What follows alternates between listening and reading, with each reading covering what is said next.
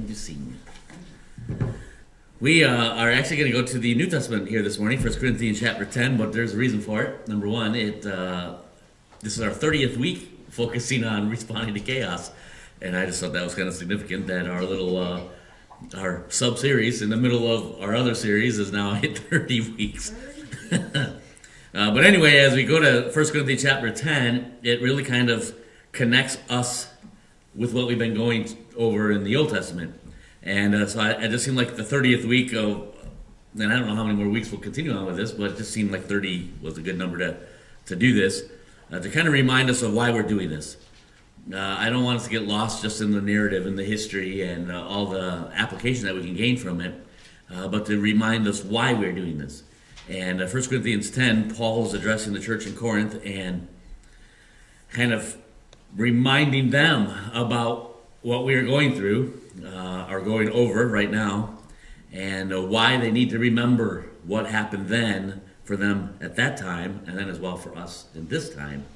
And but as well, last week I had mentioned about the wilds, and nobody that was here had ever been there except for us. And I know that Mary has, but she's not here. And so at the end, I'm hoping to get through these points and have a little show and tell, and just go over a little bit about the wilds. And I know that many of you have supported it, kind of indirectly through Matt, first at the beginning when he had to raise the support, and then through his 2 mission trips as well.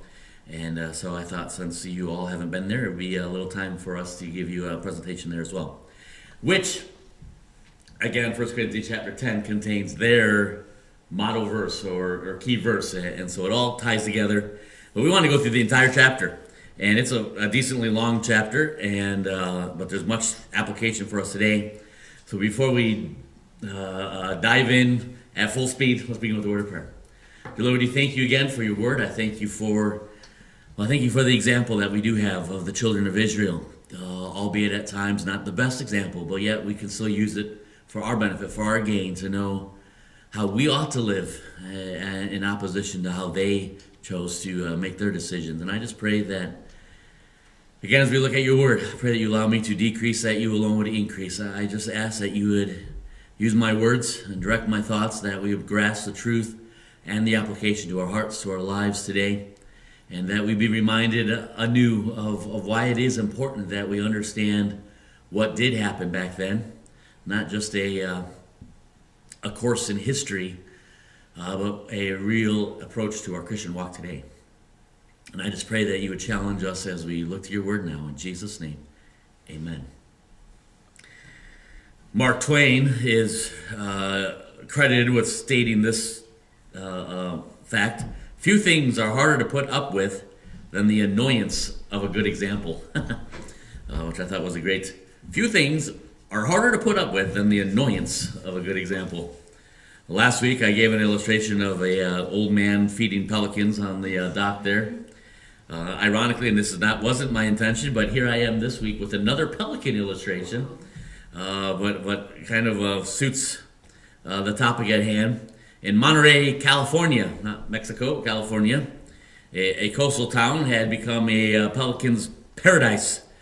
Fishermen would come to shore and clean their fish, and as they cleaned their fish, they'd throw the scraps of the pelicans, and they began to learn where to park so they get the best and the first catches, so to speak, literally, through the air of their food. Well, season after season went by, and the pelicans began to simply just learn where they needed to be, and they got their food.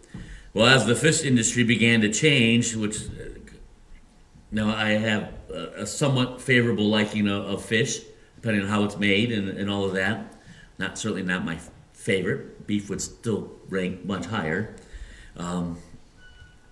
But the disgusting part to me is as they consider using all the, what used to be scraps, thank you, Josiah, what used to be scraps of the fish that the pelicans were eating, the fish industry began to incorporate that into other ways of making money. And I don't know what, and I don't probably want to know what. Somebody asked yesterday, I think it was Josiah, asked what was in a hot dog, and I hope there's no connection there. But anyway, as the illustration goes, these pelicans then, who had simply learned how to sit and wait for their food to be delivered literally to them, had no means of survival then. And literally, these birds that certainly had it within them, knew how to get their own food, had grown so accustomed and lazy that when that food stopped being delivered in the way that they had become accustomed to, they had no idea how to get their own food. And literally, as these fishermen are beginning to realize this, several of the pelicans are literally dying right there at their dock, waiting for food. While there's an entire ocean full of food for them, they just sat there waiting.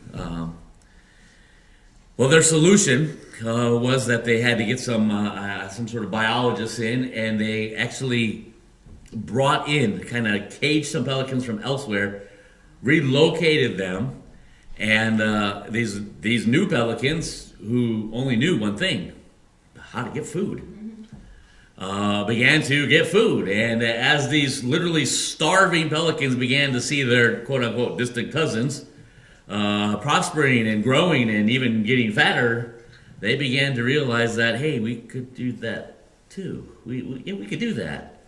And allegedly, after several deaths of the pelicans, they were able to turn the whole thing around simply by the example of out of the area pelicans who hadn't been spoiled in that regard. Now, certainly in the political realm, much could be said of that example. How I think a lot of times, as a society, as a nation, we begin to kind of cultivate that same thing. We have people sitting on the ends of docks just waiting, and they have the means. I'm not talking about those that don't have the means, but they have the means. But they've grown kind of like these pelicans, grown accustomed to, it's going to get delivered, thrown in my mouth. But even more so in a spiritual realm, and that's the reasoning for the message here this morning. So I think there's a lot of times that we become lazy and complacent in our Christian walk. And in the bad example, we need to be able to look at those who it didn't work out well for them, and to be able to see in our own lives, wait a minute, if I'm going down their same path, I'm going to wind up having the same demise. And I think in that regard, we have much to learn and much to glean from 1 Corinthians chapter 10. I have 5 points, mostly just to bother Caitlin, to give her the threat of a very long message. But 5 points here, just the first 4 verses is for point number 1, and I think these will go pretty quickly. We have an example of unity in flight. I guess we can continue on with what we need to know. We need to know their example. Why is it that we're going through Exodus and now Numbers? Because we need to know their example. 1 Corinthians chapter 10 basically sums that up. We need to know their example. Verse 1 says, "Moreover, brethren, I would not that you should be ignorant how that all our fathers were under the cloud, and all passed through the sea, and were all baptized unto Moses in the cloud and in the sea, and did all eat the same spiritual meat, and did all drink the same spiritual drink. For they drank of that spiritual drink that followed them, and that rock was Christ." Now, as we look at their unity, consider as they all left Egypt, I don't think any of them were picked up kicking and screaming and dragged out of Egypt. They all went willingly, eagerly even, and as well as Paul describes here in the first 4 verses, they were all, we could say it this way, to kind of put it in a relatively crude vernacular, they were all from the same side of the tracks. They were all coming from similar backgrounds, and they continued all together in unity in that regard. They all went under the cloud through the sea. They were all baptized unto Moses. They did all eat the same spiritual meat, and did all drink the same spiritual rock or drink, and they all followed that same rock, which was Christ. They all were united in that regard. If we could say equal opportunity, so we have in 4 verses. They all were equal, which is important as we get to verse 5. Because while we can understand an example of unity in their flight, we can also understand the example of their defeat in the wilderness. Verse 5. "But with many of them God was not well pleased, for they were overthrown in the wilderness." Let me just stop right there. There is an odd... Well, let me just say with COVID, there's so much reliance, especially our governor, I notice, says this word too many times, the science. The science. We're about the science. We're following the science. And there is an odd science. Obviously, science means knowledge, and so it's a knowledge, if we could say it as Paul says, a knowledge that isn't truly true. But in our society today, there's an oddity in the regard of a belief that if we change somebody's environment, we can change who they are, if that makes sense. We can take that kid out of that home and put him into this home. We can take that family from that side of the tracks and move them to this side of the tracks. If we could rescue this person out of poverty and give them money, if we could do this and change them that way, we can fix our nation. We can fix our problems and our crime and our, you name it. Well, the reality is our environment truly does not change our hearts. We may change our circumstances, certainly. Certainly, if we were living under a bridge in Peoria versus living in the homes that you all came from this morning, there's a difference in our standard of living. There's a difference in our circumstances, certainly. But changing from one environment to the other does not change a heart.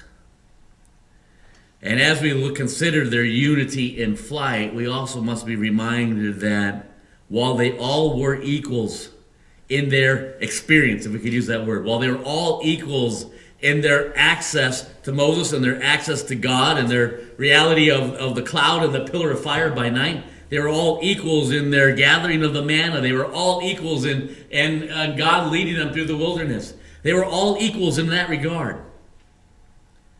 But despite that, they weren't all equals in their response to that. And verse 5 says, "But with many of them God was not well pleased, for they were overthrown in the wilderness. Now these things were written for an example, to the intent we should not lust after evil things as they also lusted. Neither be ye idolaters, as were some of them, as is written, the people sat down to eat and drink and rose up to play. Neither let us commit fornication, as some of them committed, and fell in one day 23,000. Neither let us tempt Christ, as some of them also tempted and were destroyed of serpents. Neither murmur ye, as some of them also murmured and were destroyed of the destroyer. Now all these things happen unto them for examples, that they were written for our admonition, upon whom the ends of the world are come. Wherefore let him that thinketh he standeth take heed lest he fall." We know this verse, I trust. "There hath no temptation taken you, but such as is common to man. But God is faithful, who will not suffer you to be tempted above that which you are able, but will with that temptation also make a way to escape, that you might be able to bear it. Wherefore, because of that, my beloved, flee from idolatry." An example of defeat in the wilderness. It's amazing to me as we can consider their example, as the case of the nation of Israel. They all left equals, but the majority of them fell as equals. They fell not understanding what it was that God was doing. They fell not understanding the blessing that they had from their God. They fell because their focus became so intently upon them that they missed out on their God. And several verses there, verses 6 through 10, it reminds us, "For our example, do not lust after evil things as they did. For our example, do not be idolaters, as they sat down to eat and drink and rose up to play." This is in the sight of the golden calf. As Aaron has been instructed by the people to mold this calf, it says that having completed it, they sat down and ate and drank, and this continued on. They refused to live life by faith. They needed something before their eyes. It says, "Do not commit fornication as they did and lost 20,000 lives in their wandering." And we'll get to this perhaps here in the future in Numbers. Suddenly their eyes and their hearts wandered far from God. It says in verse 9, "Do not tempt Christ as they did." A lot of times we think of the phrase tempting Christ as in being risky in our life. We're going to drive 100 miles an hour in a 45-mile-an-hour speed zone, and we're tempting Christ. That's not really what that means. Ultimately, what this tempting Christ has to do with is ultimately crying out in opposition to God, and in their case specifically for the nation of Israel, almost tempting them in the regard of judgment. As we know that they did. In fact, as the reference is back to Numbers chapter 21, verses 4 through 6, here in 1 Corinthians 9, they were crying out, which they had done many times before, "It would be better for us to be back in Egypt." And the reference there in Numbers chapter 21 makes it very clear that they brought upon themselves the anger of the Lord because of it. They tempted the Lord their God in regards to his punishment, his chastisement, and his anger. And they received, just because they were God's chosen, It's because they were the descendants of Abraham, did not spare them from the judgment of God because of it. Do not tempt Christ as they did. Do not murmur, again, as they did. Verse 11 again. Now these things happen unto them for ensamples. Now, in the King James, I don't know what it says in other versions. What do you have there in verse 11? Other things that happen unto them for... Example. It does have example with the X. Yep. King James has the word ensamples, which is a slightly different word, both in its original and as well in its definition, but ultimately it's the same. Ensample, if you could put it in the modern day vernacular, has an idea of kind of like a press. If you can imagine, especially in my mind, having worked in a factory that had a large press department, and you have these large presses coming down, and a part is formed, and it gets shot out the side, and then up the mighty press goes, and it comes right back down, and the entire building just shook every time that I'm sure there's a word to it, but the press came down and formed that part, and out it went. And every so often in the quality control, which is where I worked, I'd have to check those parts because you could get a little a burr or a piece of a metal stuck on that press, and as it pounded the next piece, it would have that indentation or it'd have that mar, and we'd have to catch it and then dig through and pull out all the bad parts and start all over again. Well, you know, the word ensample has that idea of the press coming down and wha-boom, part, wha-boom, exact duplicate, wha-boom, another exact duplicate. And it almost is giving us that idea that we are able to go back and see their failures so that we don't get thrown into that press and wha-boom, do the same thing that they did. Wha-boom, there's their parts. Wha-boom, there's another one. There's 10 more for 10 spies. And then a million more as the majority of the adults 20 years and older went along with those 10 spies. And boom, here comes the press, time and time again, spitting out another part in an exact duplication. Paul says to the church here in Corinth, which was actually a very carnal church at the moment, he says to this carnal church, know what they did and what happened to them, because the sound of the press is nearby. Wha-boom! Don't follow in their path. Which I think is very significant. It says in the very next verse, wherefore let him that thinketh he standeth take heed lest he fall. We are able to go through the message of Numbers and the example of Exodus for the very reality, again, not for a narrative, not for history, not so that we can kind of glean some interesting facts about the time and the events and the circumstances and hopefully gain some application. We are told that. It's recorded for us in the eternal written word of God so that we would be able to hear the press going, whoa, and know, wait a minute, if I lust after evil things, whoa, the part gets spit out and is identical to what they were. If I am an idolater and I'm losing sight of my God and the priority I ought to have in my life, whoa, there gets the part duplicated again. As they were, so are we. As we commit fornication, as we tempt Christ, as we murmur and complain against him, again, we should hear the sound of the press coming down and realize, wait a minute, I will be the same if I don't do something to keep myself from doing that. If I don't put up barriers, if I don't trust in Christ, if I don't rely upon him, if I'm not dependent upon him, seeking him, I'm not talking as a means of salvation, I'm talking about a means of living out my life. I will be just that next part that follows with the same burr, with the same mar as their example also gave to us. Verse 13, again, the verse we know. There hath no temptation taking you, but such as is common to man. Know how easy it is to say, this is for all of us. This is for me as well. Know how easy it is for us to look at our own lives and think, almost convince ourselves, nobody has suffered like I've had to suffer. Nobody has sacrificed like I have sacrificed. Nobody has endured as I've had to endure. Nobody has faced what I've had to face. And as we are challenged with the pounding of the press and the challenge from Paul to say, don't just follow in their shoes and think that you're going to have some different outcome than they did. Hear the press, and I wish I could I have even. I wish I could take you all to a factory just to hear that sound of the press if you've never heard it before. And we made small things. We just made casters and wheels. And so a lot of times they were heavy duty ones. But yet still, it was a relatively small part compared to many factories.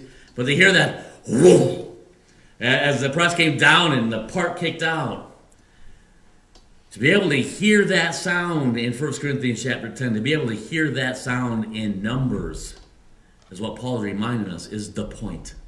Hear the sound of the press, the ensample. The part is being made, duplicating one after the next, because that's how the press is designed to do. The ensample is one by one, it's the same thing. And as the mar begins to grow, if it's not caught, it just continues to be remade after every part thereafter. And if you think that, number one, I won't do that. I'll have a different outcome than they will. I will trust my God even when the world turns upside down. I will trust him even when I am hungry. I will trust him even when I can't see what God is doing. I will trust. What we're being challenged is, hey, if you think you're standing, take heed because, whoa, the press is right next to you. But he also says in verse 13, if you're giving yourself an out, if you're giving yourself an excuse because, well, nobody else has ever faced what I've had to face. My life is more difficult than the next one. Verse 13 is written for our benefit. No, as Solomon said, there's nothing new under the sun. Paul says, there's no temptation taking you, but such as is, well, everybody else has faced it too. The exact circumstances are different. But we're all given the exact same responsibility to live for Christ, regardless. Verse 14 then, a great conclusion of verse 13, wherefore my dearly beloved, flee from idolatry. Don't allow that circumstance, don't allow that temptation to so overwhelm you that you lose sight of Christ. But also, and I've said this before, but let me say it one more time because I can't not say it. Is that a double negative there? I can't not say it. While looking at verse 13, the end point here, and will with that temptation also make a way to escape. A lot of times we just like to put the period there and leave off that last phrase. You know, because who I am, because I'm a child of God, he will deliver me, period. Well, his way of escape, God's way of escape for our lives is that we have the means by which to bear that burden. We have the means to walk through the wilderness and indeed be hungry, but still trust. We have the means through Christ to be able to go see a land that is full of giants and come back and say, I have confidence in my God, we'll do this. To be able to stand and say that the way of an escape is that I have the means through Christ to look at my circumstance, however big they are, and based on the example of the children of Israel in the Old Testament, say, I don't have to follow their path. I don't have to be the next, whoa, and the part gets spit out the side. I can have victory. Therefore, I need to understand the importance of fleeing from idolatry. I have to understand the importance of not allowing anything to become between me and my God to keep me out of that press, so to speak, to use my continued example there. Wherefore, my dearly beloved, flee from idolatry. Don't do it. Don't walk in it. Don't follow after their path. You can do this. Flee from it. Verse 15. An example of unity in Christ. Wow. If I only had 3 points, we'd be done really early this morning. But I don't. Verse 15. I speak as the wise men. Judge ye what I say. What Paul is saying is, hey, I'm taking you on the simplicity of, hey, remember their example. And so far to this point, although I find it rather strikingly direct, especially verses 12 and 13, but he says, hey, I'm going to take it up a notch. Think on this. Don't just gloss over this. Think on this. I'm speaking to you as wise men. Speaking to you, realizing that you've got to be able to understand what I'm saying here. Verse 16. The cup of blessing which we bless, is it not the communion of the blood of Christ? The bread which we break is not the communion of the body of Christ. For we being many are one bread and one body, for we are all partakers of that one bread. Behold, Israel after the flesh, are they not that which eat of the sacrifices partakers of the altar?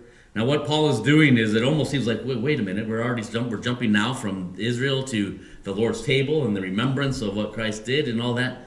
But it ultimately is reminding us, I guess if I could do it in a simple way, to still get through the chapter, is our unity that we have, back to verse 1, is in Christ.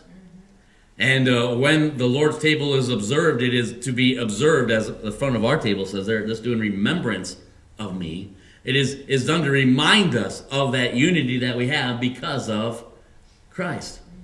And as such, all of us within the body of Christ are equal in our unity with Christ because of Christ. Now, it doesn't mean that we're necessarily equals in our walk with Christ, but we are equals in Christ because of Christ. And these verses are Paul's reminding this church of Corinth that undoubtedly was very faithful in their observance of what Christ had done, and remembering and blessing the cup and the bread and enjoying that. And ultimately, while we do it more as a part of the service, they did it kind of like what we used to do. It was part of their meal. It was their meal. And so as they would have a service together and they would have their meal afterwards, there would be a part of the meal, as was custom among the Jews, they would have this continued meal, even with Gentiles involved. They have this continuation of a remembrance of what Christ did and evidencing their unity in Christ. Verse 18 then takes that picture of the unity that we have that is evidence and reminding us through the shared elements of the blood and bread of Christ.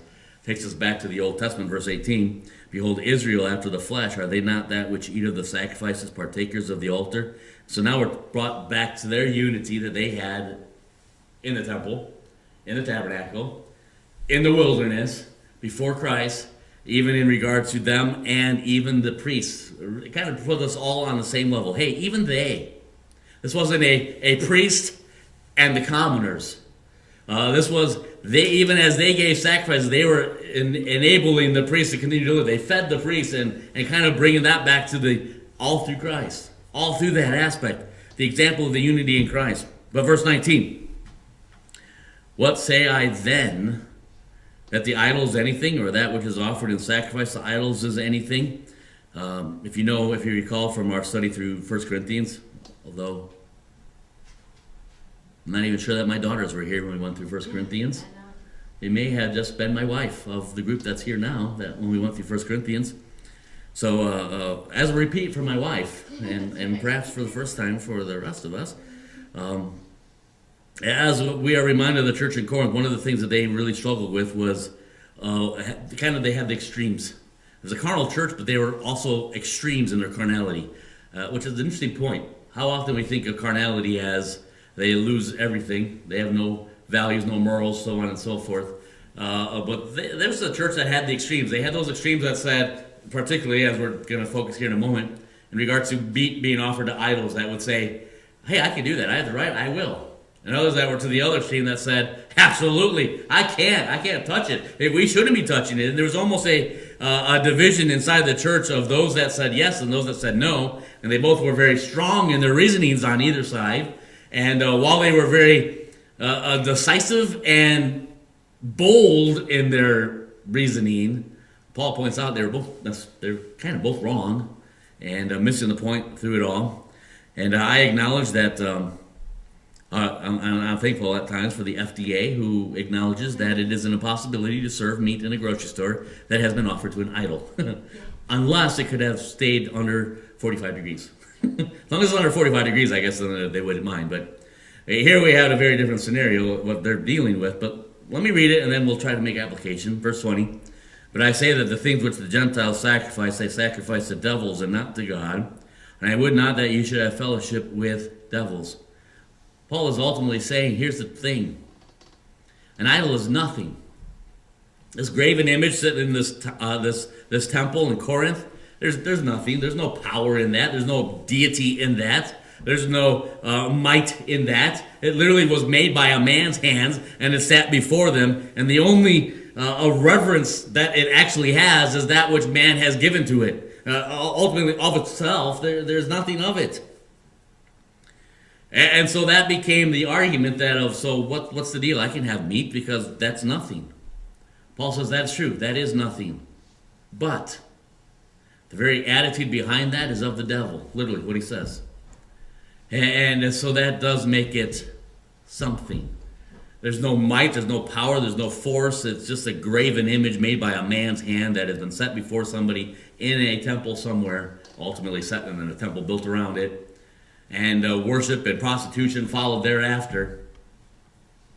And while the idol itself is nothing, and the meat being set before that idol did not change, other than the fact that it probably was warmer than 45 degrees, and the meat probably did change, but not in a spiritual way. Paul reminds them, but the thing is this is something. It's a spiritual something. You cannot drink the cup of the Lord, verse 21, and the cup of the devils. You cannot be partakers of the Lord's table and the table of the devils. Do we provoke the Lord to jealousy? That goes right back to tempting the Lord, as it says in verse 9. Are we still doing that today? Paul says. All things. Well, let me jump ahead. An example of defeat in carnality. Well, do we provoke the Lord to jealousy? Are we stronger than He? How often it is in our lives that we justify our own decision, we justify our own walk, we justify our own position on different things, and still seem to believe that as the sound of the press, boom, that doesn't apply to me. I can say that doesn't apply to me, that there's nothing wrong with that, boom, but I'm really still no different than what they were. The conclusion, though, it's important. We got to get back to the conclusion. So let me say that in conclusion, the last, nearly 10 verses. All things are lawful for me, Paul says. Hey, do you have the right? Yep, you have the right. But all things are not expedient, not best, not beneficial. All things are lawful for me, but all things edify not. I'm not benefited by everything. Let no man seek his own, and I love how the King James says this in verse 24. Let no man seek his own, but every man another's, and I know it's italicized, but it's still hilarious, or another man's wealth. I'm going to go out this afternoon and seek every other man's wealth. It's just not mine. I'm not looking at my wealth. I just want your wealth. Again, we can get into politics really well here as well, but we'll step aside of that. Ultimately, what that italicized word wealth in 1611 in the English, that had more to do with than just dollars and cents. It had to do with our well-being, so to speak. And so that's ultimately how that should be translated. Let no man seek his own. Let no man just be rooted in what I want, what I think is best for me. But let's be concerned about the livelihood and the welfare and the well-being. Again, not just dollars and cents, but the walk of others. And I don't mean to belittle belabor, is that the right word? The reality of my often coined selfie generation. But verse 24 is a challenge in the society that we live. In fact, I could almost use a little sermonette here.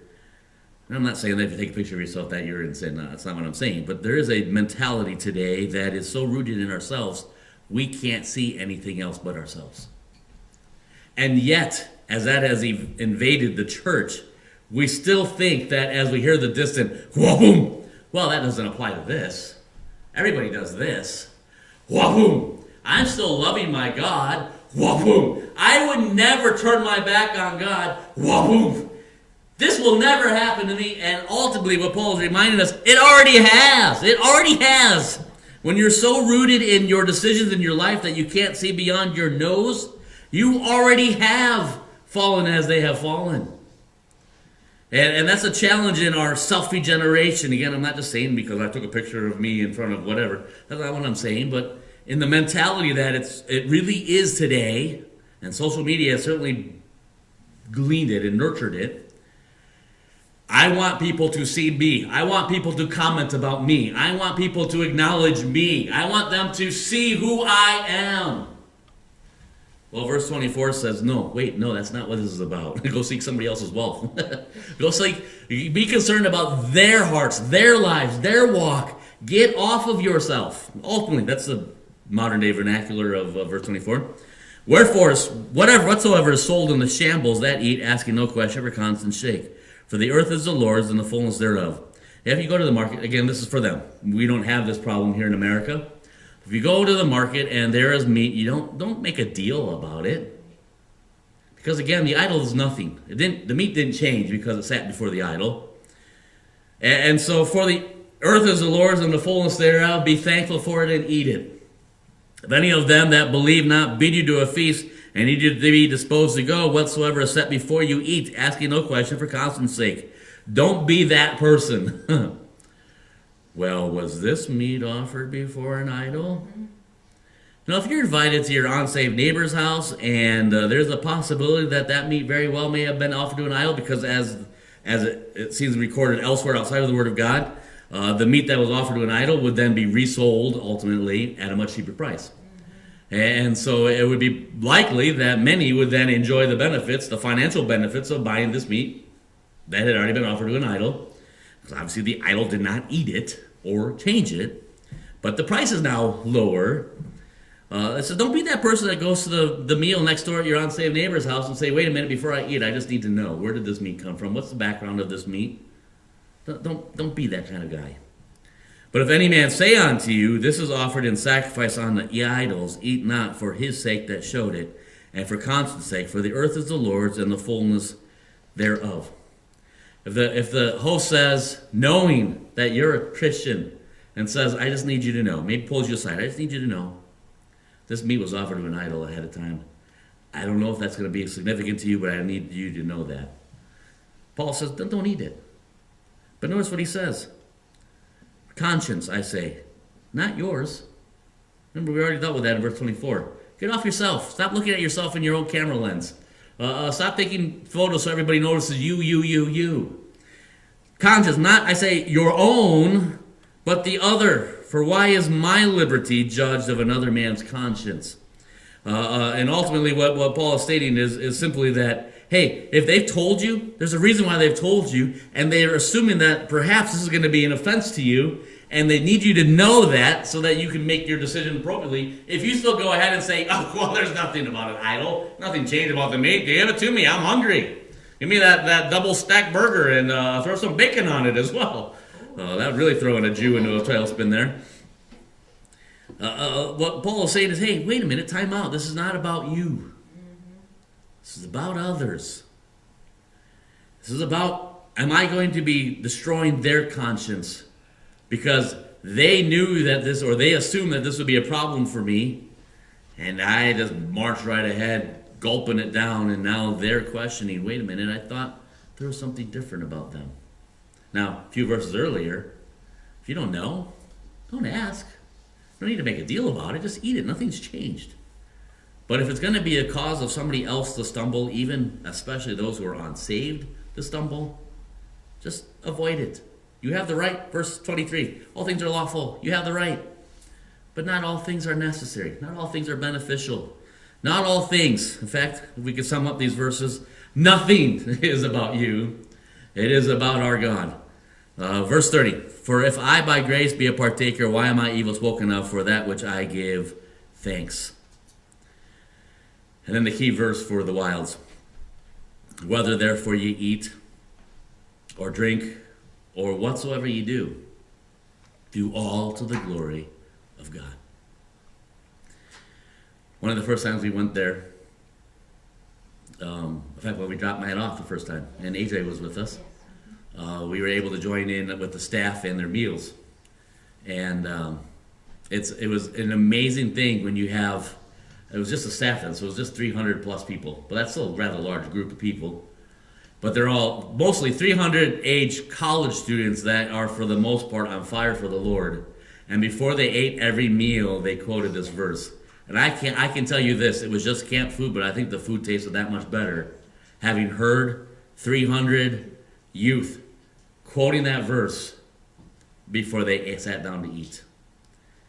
Whether therefore you eat or drink or whatsoever you do all to the glory of God. Why is it that we have the reminder of the book of Numbers and the book of Exodus? Not so that we're reminded of history, but so that we hear the press. Whoa! That we be reminded, whatever you're doing, this is not about you. This is not about your image. It's not about your acceptance in the eyes of others. This is about God, and do everything to His glory. Do everything, whether you're eating, whether you're drinking, whatever it is that you do it to His glory. Give none offense, neither to the Jews, nor to the Gentiles, nor to the church of God. Even as I please all men in all things, not seeking mine own profit, but the profit of many, that they may be saved. I can almost sum up these 5 points in kind of 3 points. There's a reason why we listen and we learn and we grow from the children of Israel and their failure. One, so that we might be reminded of the pounding of the press. If I think I'm standing, take heed lest I fall. And don't excuse my problem that is more significant than theirs. Hear the sound of the press. Secondly, do all to the glory of God. That's why we do this, so that we might be reminded to do all to the glory of God. Thirdly, so that we might be reminded of the reality of hearts that are lost, that surround us, that need to hear Christ. And we'll have that opportunity as we look to Him, as we live for Him, as we live out verse 31, whether we're eating or drinking or whatever it is that we do, that our drive would be based on the glory of God. Now, I can't say next week because, Lord willing, we'll have missionaries here. But as we get back, and probably the next week, we'll have maybe a Christmas focus because that'll be right before Christmas. That's hard to believe. Yes. So it'll be a while yet before we're back in the Old Testament. But what a reminder that we need to have. There's a reason why we do this. It's a reason why it's recorded for us. That's so that we can wag our fingers at them and say, how could you guys be so foolish? So that we might learn and grow because of it. Well, I'm going to close with a word of prayer. I'm going to have Caitlin change the camera so they can see the screen if they're watching at home. But let's close with a word of prayer. Dear Lord, we thank you again for your word. We thank you for that example. I pray that we would hear that pounding press. I pray that whatever we do it to your honor and glory. That as we live out our lives, we would know that there are hearts and lives that are hanging in the balance. And perhaps our testimony, perhaps our walk, perhaps our talk is what is needed for them to understand who you are and that your grace is all sufficient. I pray that you'd use us and challenge us and direct us even here this month. As our world is turned upside down, that we'd be able to not think our condition worse than theirs, but to be able to still hear that pounding of the press and realize that we've got to be cautious or we will be just as them. I thank you for what you will do in our hearts and lives now. In Jesus' name, amen. All right, we want to, before we close, and I have to switch out PowerPoints.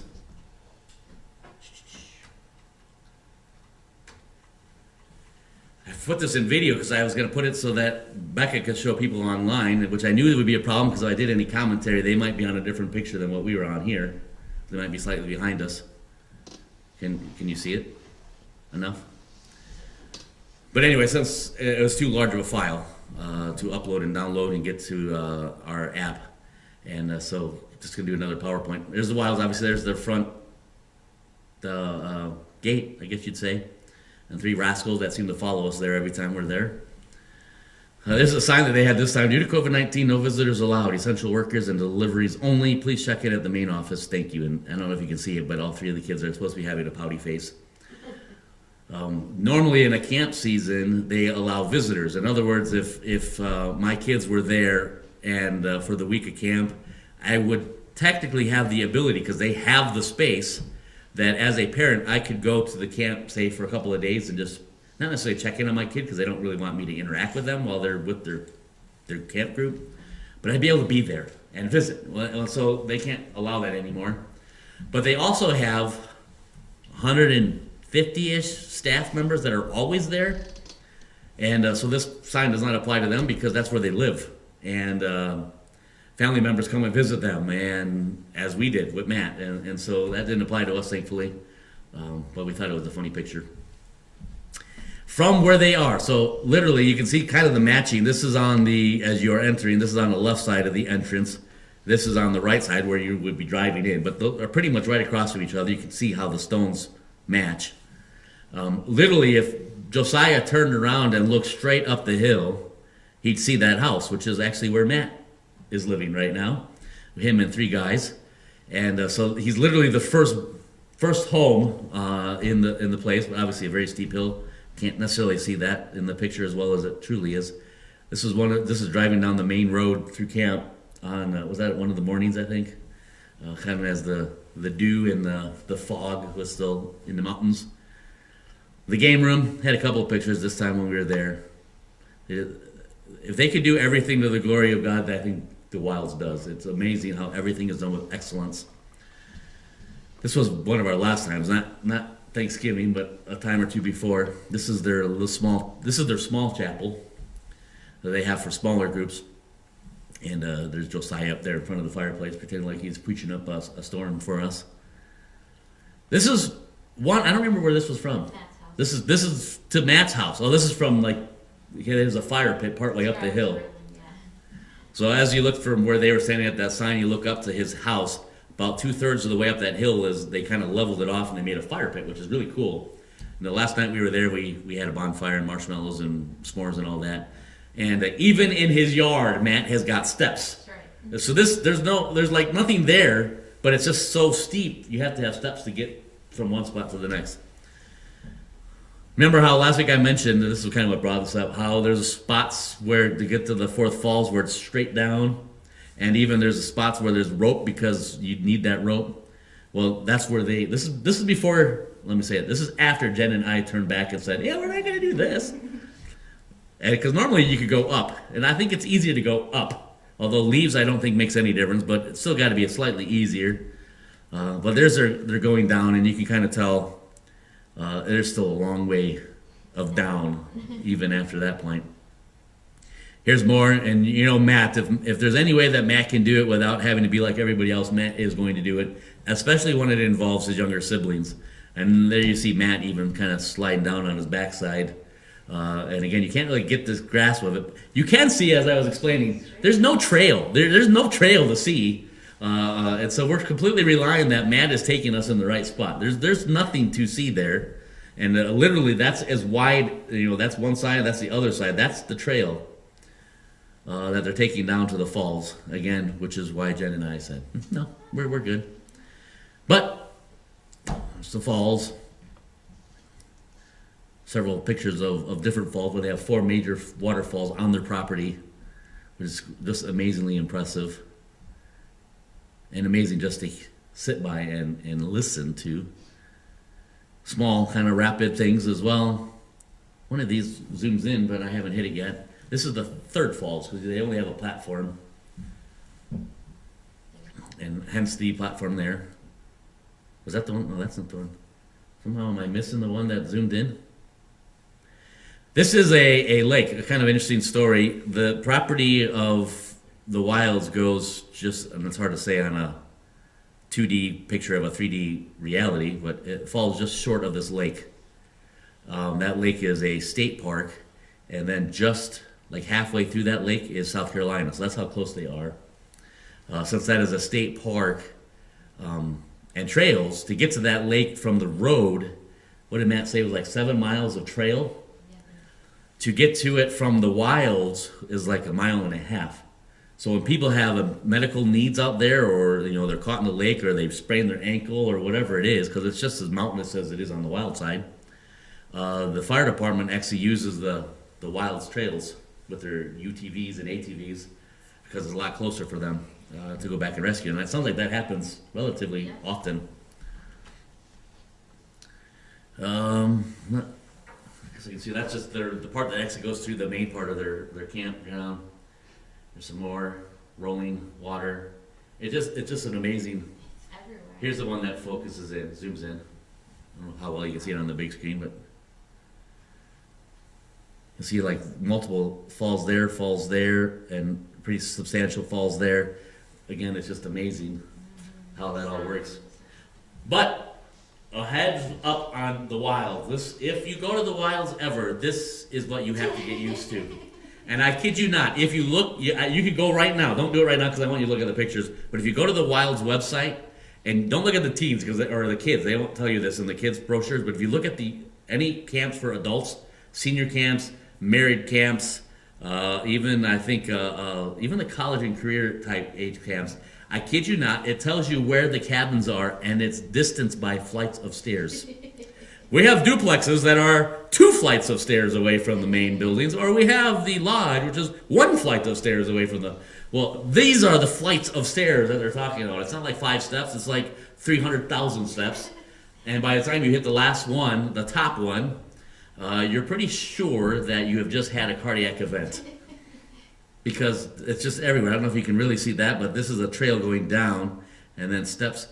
And that's what I would always have as we're hiking. It's like, Matt, we're going down just to go back up. Fix that. Why are we going straight down? Just so I'm going straight back up again. And more stairs. It's another. This was behind our cabin this time. It was amazing. Kind of hard to capture in the picture, but there it was. I don't know if this is also by our cabin, I think. This was literally right outside our cabin. This is Matt, and I don't think you can see him, but Josiah is, I think, pretty much right behind his elbow there. This is the 2 of them coming back up from the Fourth Falls as we sat and waited for them to come.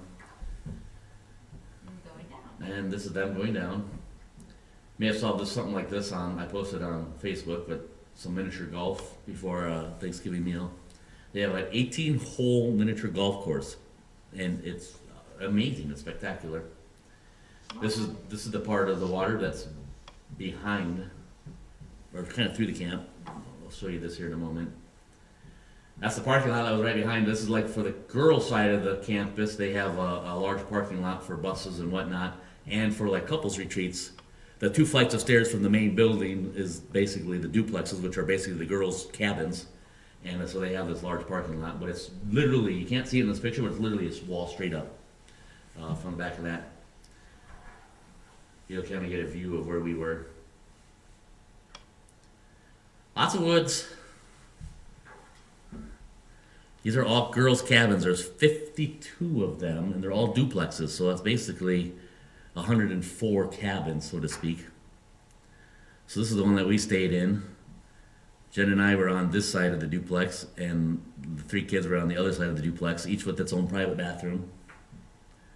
And it's amazing, and that's where the girls, like teen girls, go for Bible camp, and it's spectacular. It's amazing.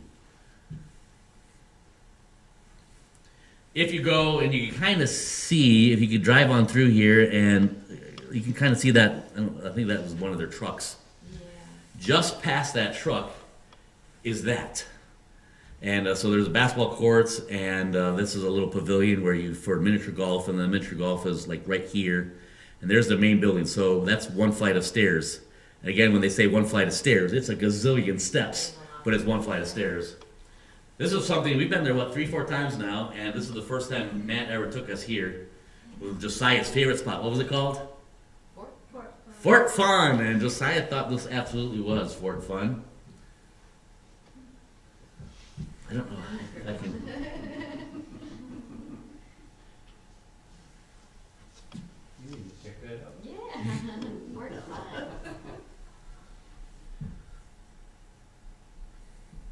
It was crazy.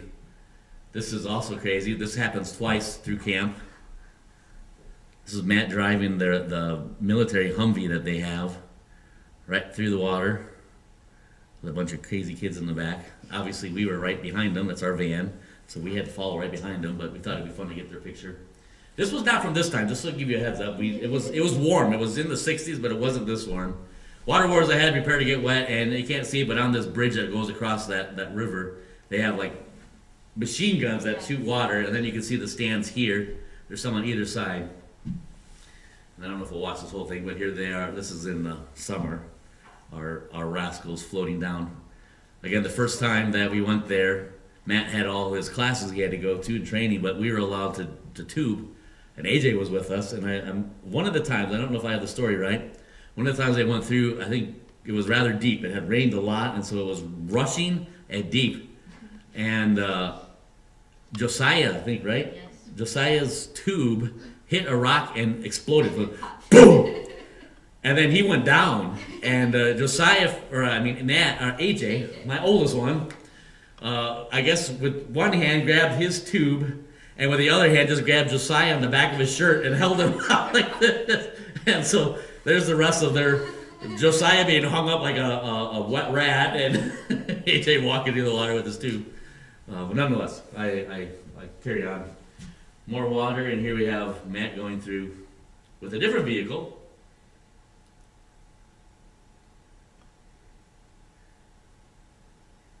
Which I think the highlight of Josiah was being able to ride in all the trucks that Matt has access to, and I know I'm getting late, but and maybe it's only me that is interested in all of this. But let me bore you one more time.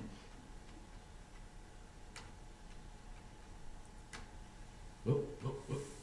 Stop.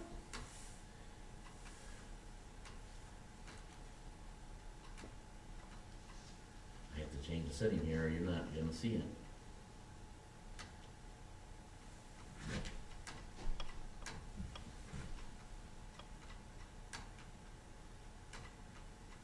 There we go. This is from behind our cabin. This is going from our cabin up to Matt's. It's your tour of the wild. It's a tour of the wilds from the road only. Yes. This is what I was saying, kind of goes up in between the cabins.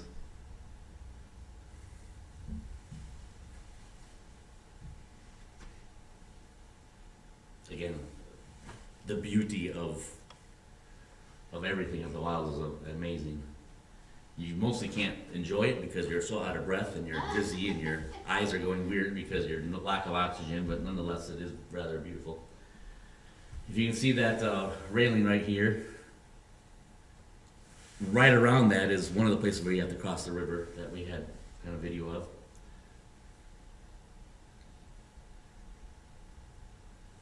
As is evident.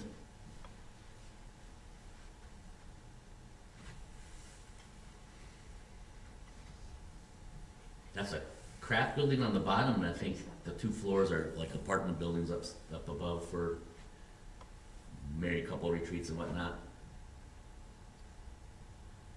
And I don't think I can get this. No, it's not going to play it. But if I had the volume, you would hear that our van is working. This is a hill. This is you can't really tell, but this is literally at an angle about like this, what you're driving up.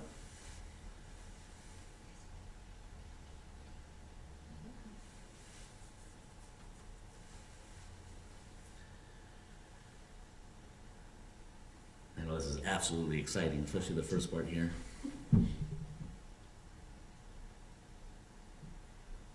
That railing that you just saw to the right goes back down to the girls, so that's the second flight of stairs to get to the duplexes.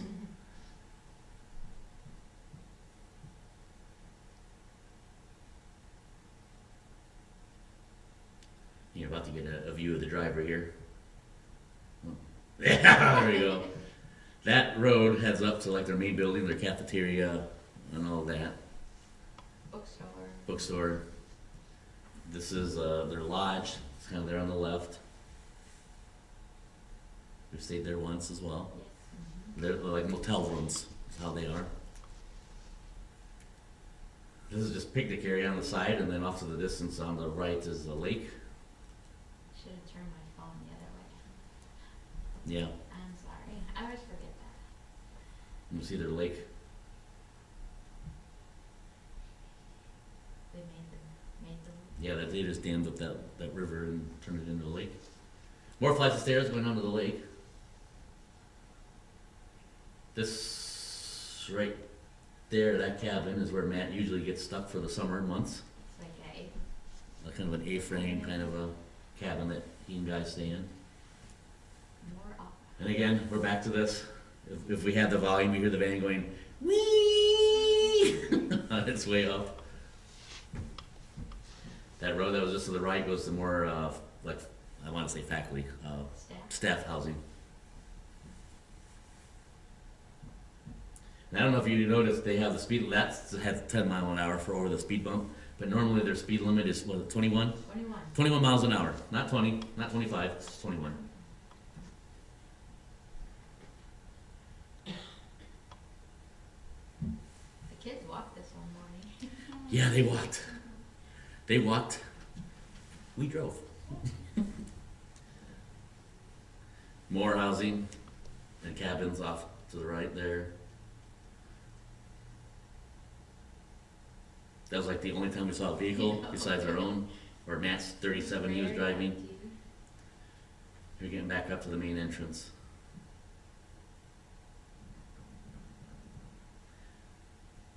And I think that verse was right there on that sign that we just passed, if I recall. Maybe not. And there's Matt's house off in the distance.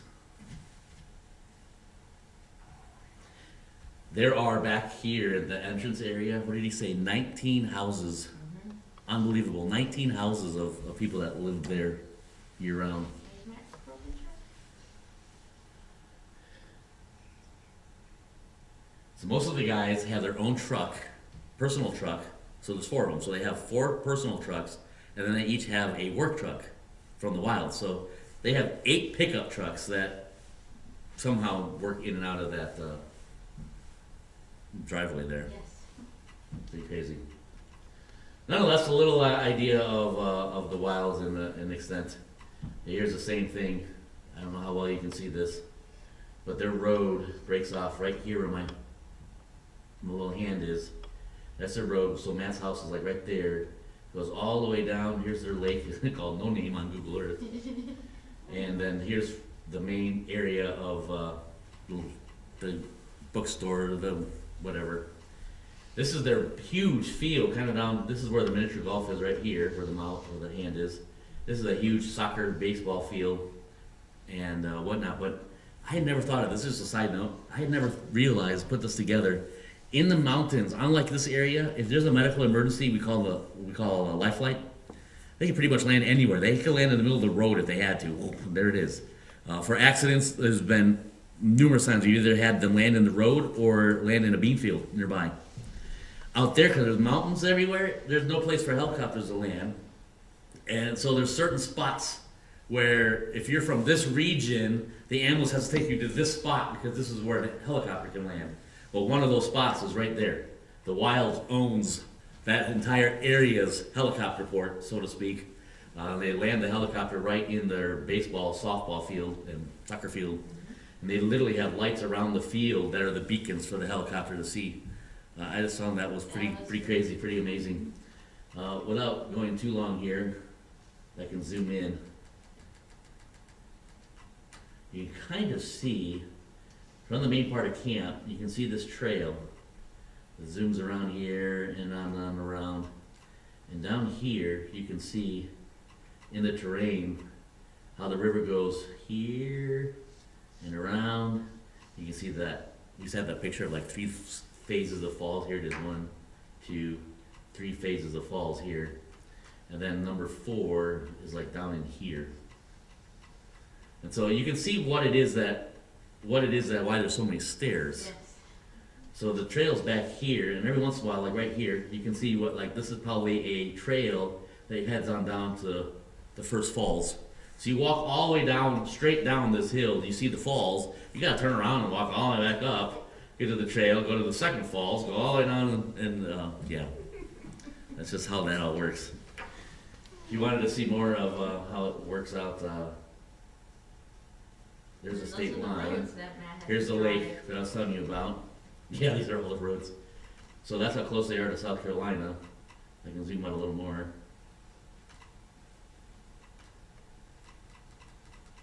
Didn't know I'd have to. So there's Greenville. There's the Wilds. Their address is Brevard, which is almost as far away as Greenville, as far as the crow flies, but nonetheless. Interesting. I probably just used up our singing time. Any questions, comments? Anybody want to go to a retreat at the Wilds? Anybody want to climb some steps? I can tell you this. Do as I say, not as I do. If you're going to go to the Wilds, start preparing ahead of time. Start walking and running and working out, because you can't go anywhere without going up and then down.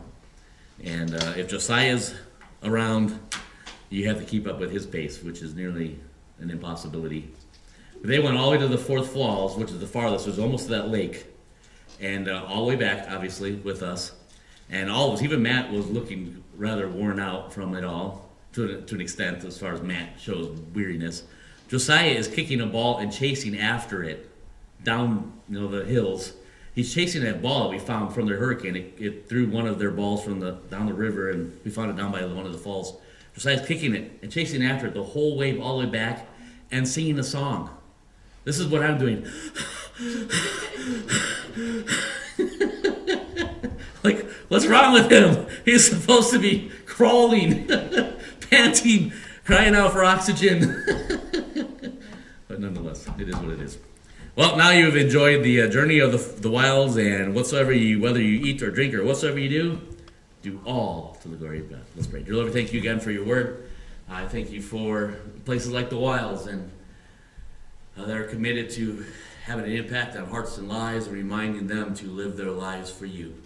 I pray that as we consider the example of the nation of Israel, that we would hear the pounding of the press and be reminded of what it is that you have for us in our life, in our walk, that we learn not only from their example, but hear the ensample as well. And we thank you for what you'll do. In Jesus' name, amen.